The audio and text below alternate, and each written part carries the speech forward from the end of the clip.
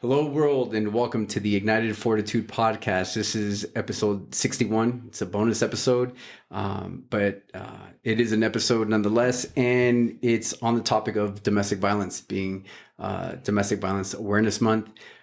We have somebody in our local community who runs an organization to help victims that have found themselves in a domestic violence situation. And so we're pleased to welcome Michelle Rutherford with us. Hi. And to talk a little bit of what they do here locally. They're having a grand reopening of Lori's Place, and so we're going to talk a little bit about her organization, and also talk about some things to just be aware of what domestic violence is, because before we were recording, we were talking about domestic violence isn't always necessarily showing bruises and Correct. It's not always physical. And not always physical. So, what is Lori's Place? Okay. So Lori's Place, my mom is Lori. She is the founder. She was the first sexual assault nurse examiner, certified forensic nurse examiner in Cochise County. She worked at the hospital for just about 40 years, and she worked in the ER quite a bit. And anytime they had a rape or sexual assault or child abuse case come in, the nurse would go into the exam room in the ER, and once she entered that room, if there was evidence to collect, she could not leave that room. Wow. Because then you would break the chain of custody for evidence.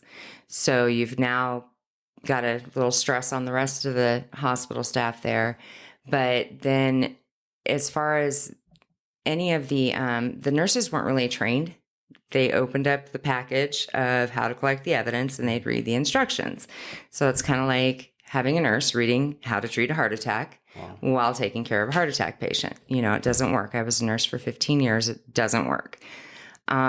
Plus you have the uncomfortable surroundings of the emergency room. Nobody ever wants to be there. Mm-hmm. And it's just the follow-up, it was hit and miss on if there was any follow-up care, if there was any therapy provided, anything like that.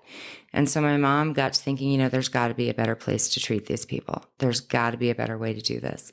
So she went to a couple of advocacy centers, I think in Pima County and one of the other counties up there, and checked them out and fell in love. And it took, I think, almost 15 years of her working and trying to get this put together before she almost gave up. And my dad came home and said, I found a building. And so she said, well, a building for what? And he goes, for the advocacy center. And she's like, you're kidding me, right? Mm-hmm. So they gutted this building. This was in 2015. They gutted the building. My dad was former law enforcement, and he also has a construction company. So he designed the building. And as far as security, safety, all of that stuff. And a year later, they had their grand opening in 2016. Lori's Place, we have on staff victim advocates, which are there from the minute you call until the minute you say, you know what, I think I'm good. I think I'm ready to move on with life now. Wow. We have a forensic interviewer. She does the interviews on anybody under the age of 18 that is verbal, so around 2 years old and up. And then for for vulnerable adults and some other adults that are, have problems communicating, she'll do interviews with them. Mm-hmm. We have a forensic nurse examiner, so that comes in if it's a rape or something that we need to collect evidence. She's trained on how to do that, so she's not reading the instructions right there. And then we have a trauma therapist. She's working on her doctorates right now. And she does any trauma therapy, counseling, basically to make sure that people are getting through and actually dealing with what happened.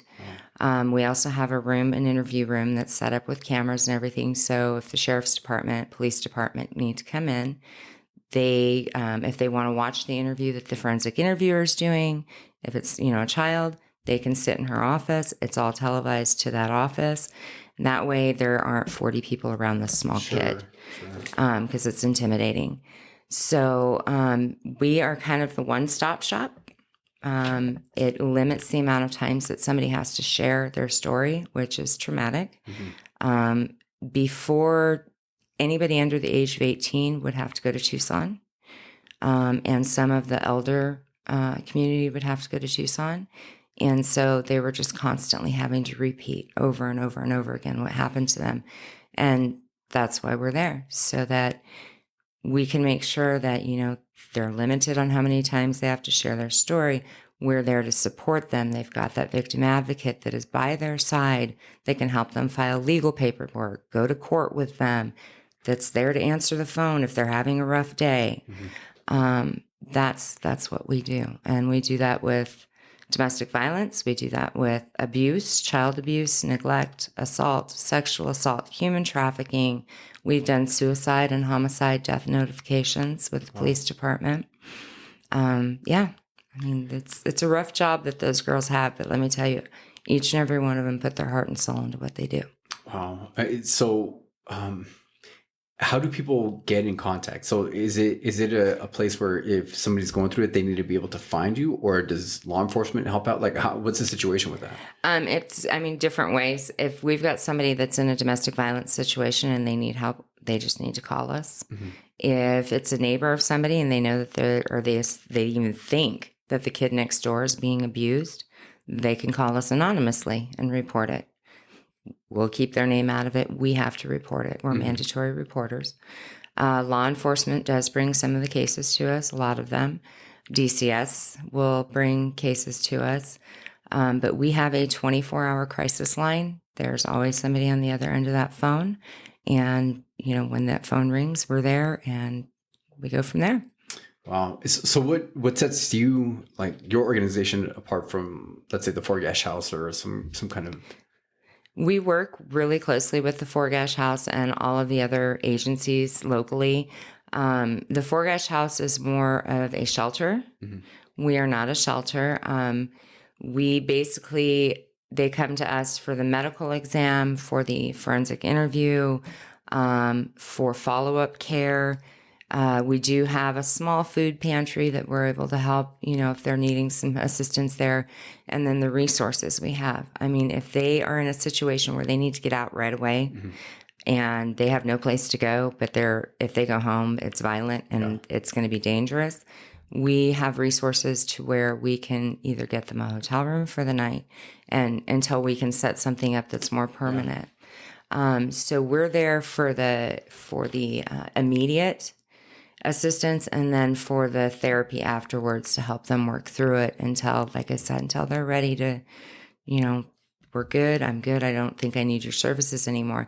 And if they get down the road and they hit a bump in the road and they call us and they say, you know what, I think I quit too early, I think I still need some therapy, or I think I still need to have that victim advocate for that peer-to-peer support, we're there. One of the things that you had mentioned before we started recording that you were at a luncheon with the police officer saying that out of the 83 cases. Oh, yes. So the quarterly law enforcement luncheon we spoke at, and our county attorney mentioned at that meeting, actually he announced at that meeting, which we did not know, we had 83 cases last year in Cochise County alone that involved children. All 83 of them were prosecuted and convicted. And he gave kudos to Lori's Place for that. Wow. So, because nobody fell through the cracks that way and everything was done properly. So 100% success rate. So that way those victims felt safe knowing that they were taken care of and weren't dismissed, right? Because that's... Yeah. We listen there. Do you think that's a lot of the reason why people don't want to get the help, because they're afraid that they're going to get stuck? They're going to try to pursue something and then they're going to hit that roadblock and then...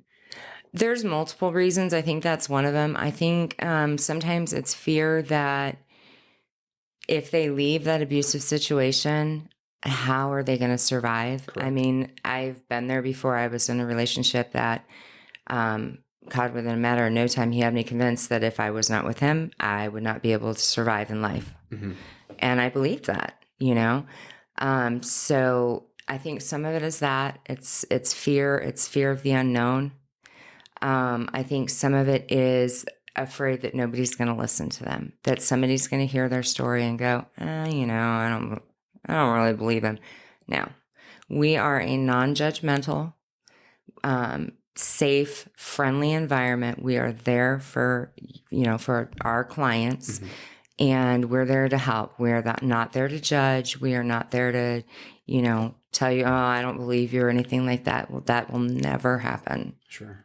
So, And is your center only for females? no, we see men. Our very first client was a man. Really? So, yep, we have men, people that are men, women, children, adults. Like I said, anywhere. I mean, we've had babies, unfortunately, but anywhere from birth until death does not matter. We see everybody. So what is the reason that you guys are doing a grand reopening? A couple of reasons. We, when COVID hit, fundraising and everything obviously went way downhill. Donations went way downhill because everybody was, worried about what was going to happen with COVID. Sure. And we've got a whole new staff now. So we've kind of got it's a different feel, a different environment there. And so I was speaking with a gentleman that works with he ran the Small Business Development Center at our college, Cochise College. And he said, consider rebranding. Have you ever seen Bar Rescue? And I said, yeah. And he goes, consider rebranding. And I said, okay, cool. We can do that. So, I got to talking to our board of directors and everybody agreed, let's do this. We're a new staff. We're a new place. Let's just go ahead and rebrand. And we're looking at actually reaching out to the college, seeing if we can do maybe an externship or an internship with their nursing or mental health program there. And then corporate sponsors we're working on. So just to try and get it out there again on who we are, what we do, to get it out to the community, and see if we can get that interest going again and basically educate people on why we're here. We do cover Graham, Cochise, and Greenlee counties. Wow. So basically from southeast of Tucson to New Mexico, we're it. Wow. So is most of your funding from donations, from donors? Believe it or not, we get our funding is from grants, which to fill out the paperwork for a grant, you have to fall into a certain category for that grant. Grants cannot just be handed out to whoever. And then grants are usually focused towards, you're going to get this money and you're going to spend it on what? Is it going to go towards security system? Is it going to go towards, just different things? You have to be very specific. So those, we do get grant money. But it's the operational costs and that stuff. We don't bill anybody. We don't charge for any of our services. We do not bill insurance. We get a little bit of reimbursement from the county for our supplies and stuff for the exam kits and everything. But otherwise, we don't bill for anything. So it's donations, it's fundraising. That's where a large portion of our money comes from. And then corporate sponsorship. Wow. And so that's to obviously pay for the staff. Yeah, oh yeah. Some of the staff, not all of them, are victim advocates and our trauma therapists. Those are covered through VOCA, which is the victim.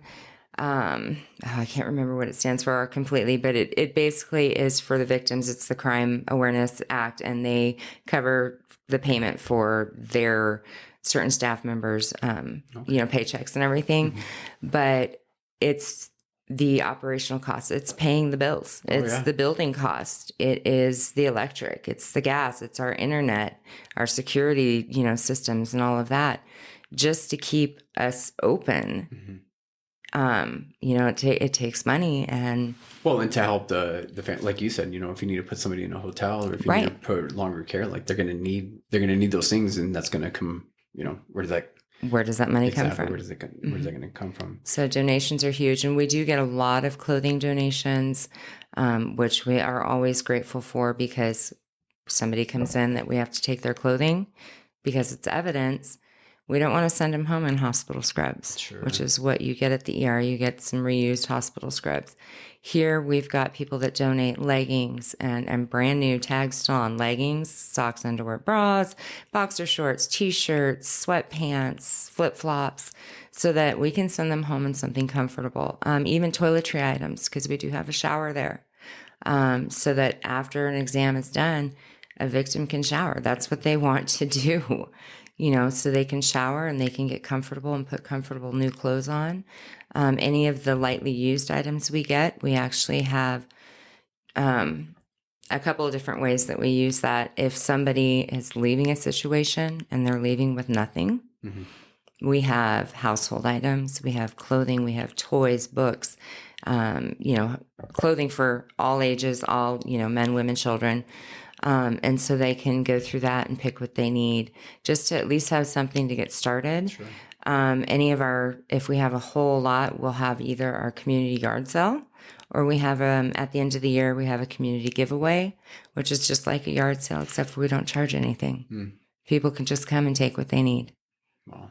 So if somebody wants to donate, can they just run that by to your property? Do they got to get a hold of somebody or? Yes, if it is for clothing donations or household items, anything physical like that, they can just give us a call. Our number is 520-515-4444. Give us a call. Otherwise, we're open from 8:30 to 5 Monday through Thursday and 8:30 to noon on Fridays. They can drop it by there at any time during those hours. They can get us on our Facebook page, which is facebook.com/Lori's Place AZ2022. Or they can contact us through email or through our website, and that's admin@lori'splaceaz.org, or our website is lori'splaceaz.org. And we're actually getting ready to have our new website come up hopefully in the next 2 weeks. Okay. We're completely redoing our website. So I'll go ahead and link all that stuff too on the show notes. So that way when, if anybody does want to get in contact with you guys or donate or anything that wants more information, I'll make sure that we link all that stuff. Fantastic. For you guys. And on the new website, we've got, we've got a donate button on there if they want to do a monetary donation. The other thing that we've got that's going to be linked to our website is our Harness Giving.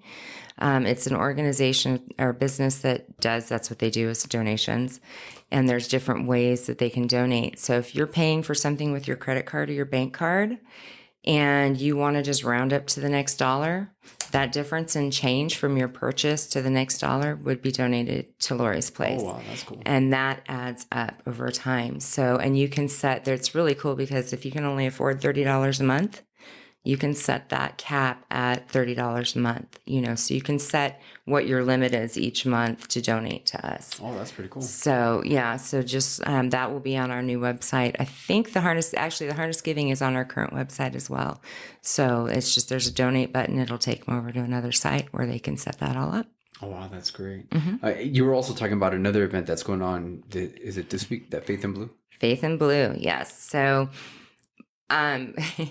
we were speaking about our grand reopening, and one of the local Sierra Vista Police Department officers that we work with, Scott Bordstad, overheard it, and he said, Faith in Blue Weekend and Domestic Violence Awareness is all coming up. How'd you guys feel about hosting that?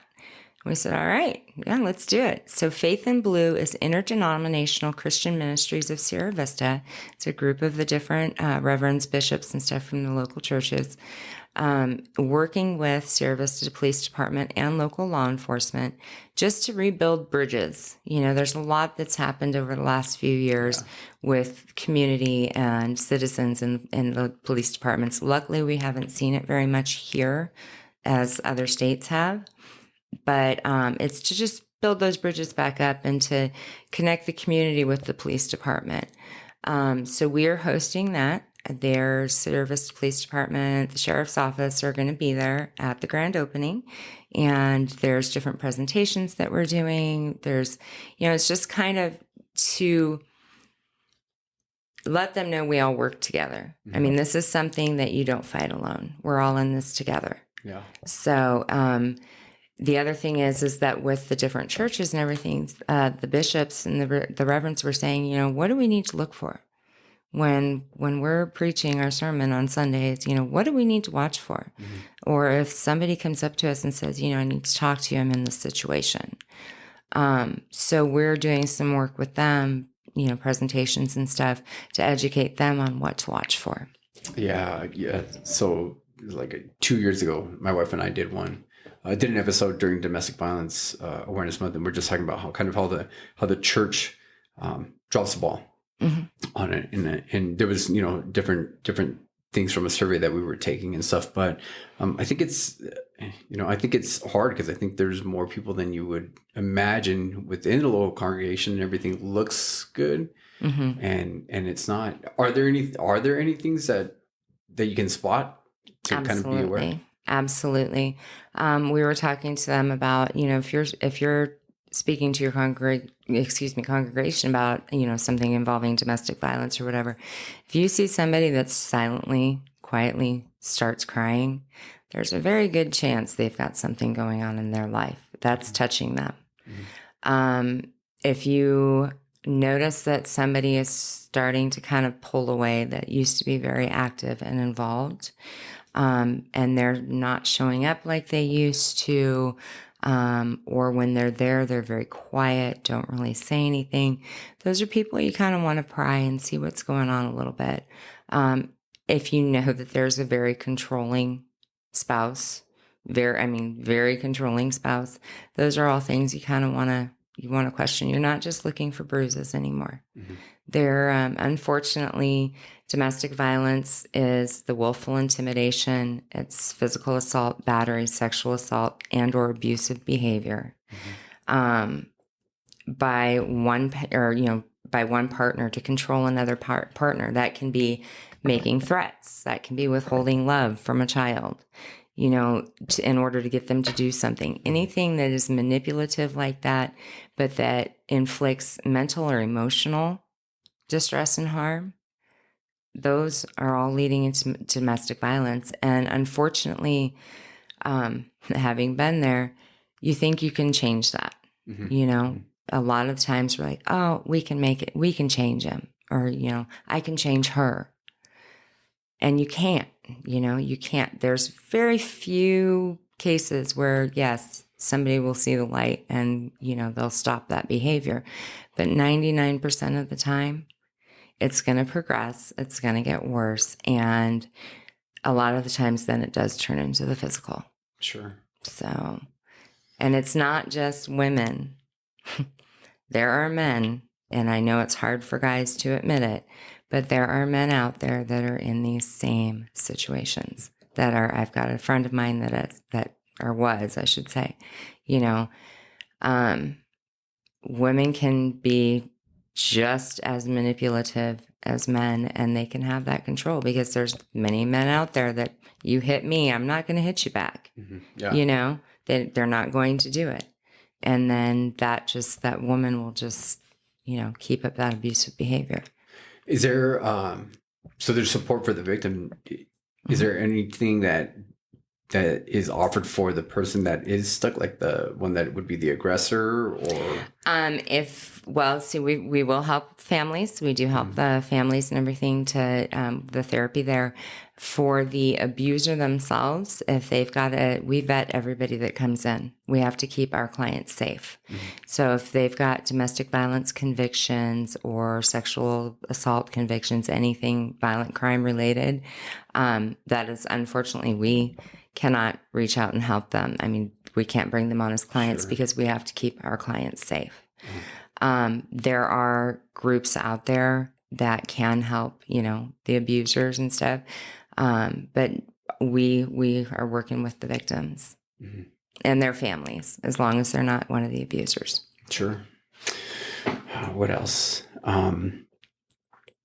What's your role with Lori's Place? You talked about how your mom started it, and what's your role?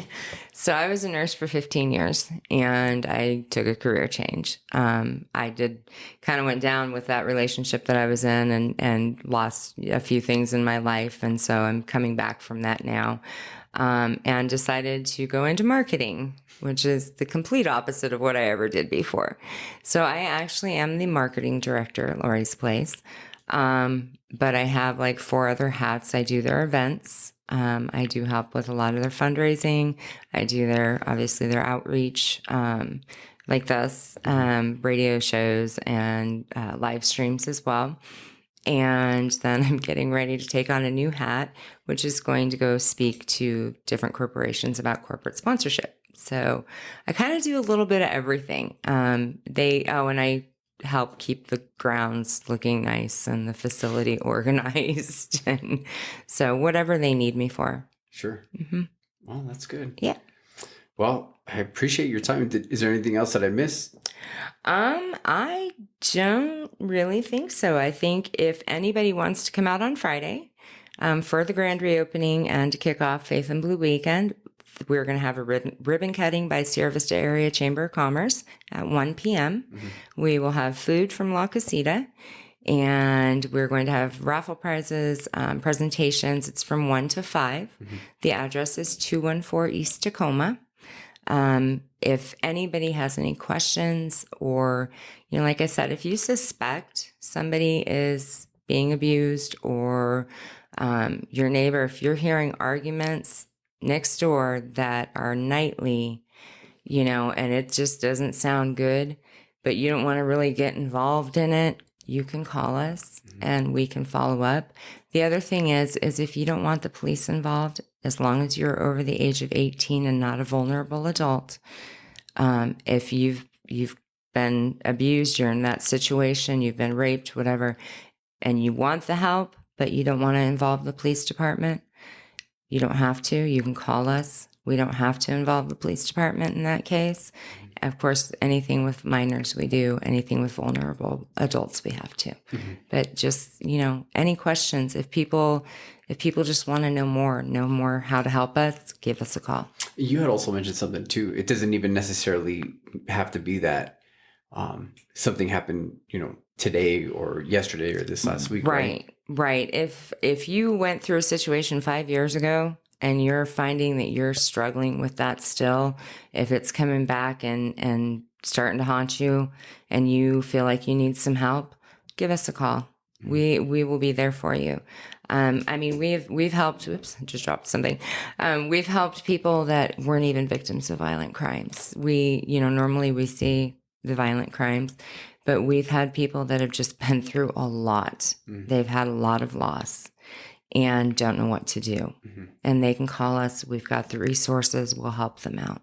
Okay. So it's not just, it's somebody, I'm just trying to think, like somebody listening to this, they're thinking, okay, then I need I've been in this abusive situation, so that's what that's for. But you're also saying that anybody that's, if somebody is struggling, traumatic, any kind of anything. offer. Yep. Loss is a big one. If you've just suffered the loss of a loved one, you've gone through a traumatic event, just anything like that, and you're struggling and you don't know where to turn and what to do to get help, call us. We will get you the resources and we'll help you. We will definitely. And that's the other thing I wanted to mention that our victim advocates do. Stalking, restraining orders, those situations. If you've got somebody that you need to file a restraining order against, trust me, I've tried doing it online. It is not easy because half the time you get kicked off. Give us a call. Our victim advocate will sit down. They will fill out all that paperwork. They will go to court with you.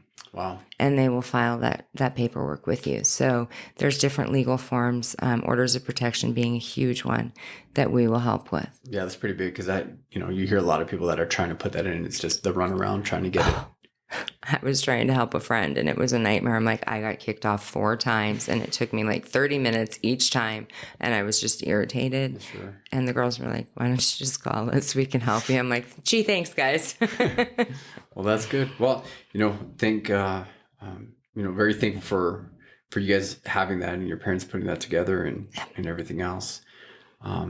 If there's nothing else, I think that's it. That's it. I want to thank you for having us here, though. I do appreciate it. Yeah, for sure. Well, once I heard that you guys were going to do it, I knew I wanted to just help you guys in whatever way possible. Because I know talking to your parents, they were saying, unfortunately, there's not a lot of awareness of what you guys provide and offer. Right. And when I found out that you guys were going to do a grand reopening, I was like, man, that'd be perfect opportunity. Yes, absolutely. And I'm getting it. It's slowly getting out there, but it's a lot of work, and this is one of 3 jobs for me. So I'm doing what I can.